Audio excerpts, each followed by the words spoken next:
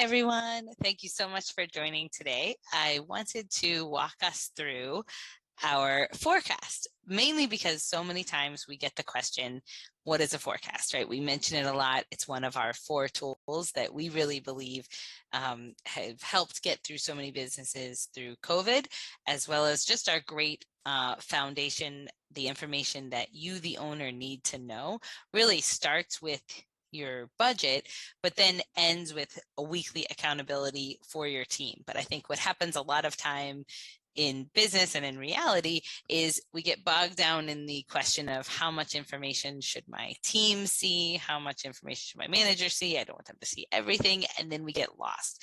So the idea of a forecast is really our answer to that question, because that's probably one of the top 3 questions that we get here every week. So to answer that question, what we've come up with is what we call our forecast. And as we're going to walk through today, it really helps bridge that gap between financial accounting information, which is always historically looking backward, right? It takes 10 days to close the month, and I have to wait till the credit card statement comes in, and all of those things, which are very important from an accounting standpoint, to you being in your business, in your restaurant every day, and the information that you need to be successful every day in that business.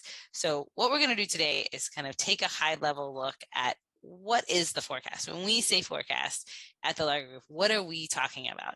Because I think that's a very important question to answer, because I think what you'll find is this is not a hard step or a hard leak from what so many of you are already doing, but it really is a way to get this critical information in the hands of your managers without showing them everything and getting bogged down in budget to actual of every operating expense, but enough information so they know, was it truly a good week or not? And that's really what we are trying to answer here.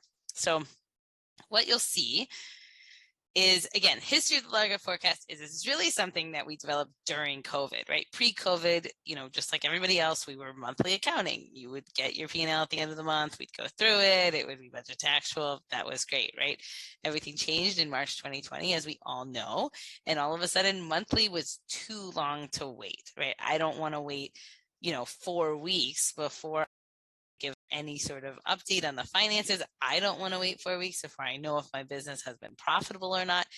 And I really need to make decisions today. I need to know how much my business will suffer if my sales go down by 50%, or what happens if, my catering is gone and my bar business is gone. And all of those questions that so many of you reached out to us during that time is what we use to develop the forecast, to say, okay, we might not have everything and we might not know everything right now, but we know enough to come up with an estimate. And that's really what we're trying to do, a forward-looking estimate based on some of these key variable changes, so that you can see what is the difference in my cash flow, right? Because as you remember, in 2020, what does cash flow look like if my sales are 50% is a real question that we had to answer. And I think you'll see that even though we're not in COVID, there's some big questions that we all are going to have to answer even this year, right? With inflation or labor or maybe a sales decline.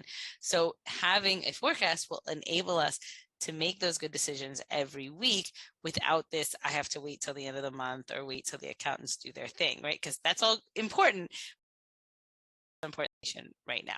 So again, history of the forecast is that at the end of the day, there's so many times that we hear from you, the owner of the business, that says, I don't want to share everything with my managers, but I want to share enough so that they are aware that we are profitable, or aware that we're not profitable, or aware of what sales need to be to get to profitability, right? And so bridging that gap is very important without giving them too much information to where they're bogged down and lost of focus, or things they can't control, like, why should I show him rent? He can't control rent, right? All of that is true.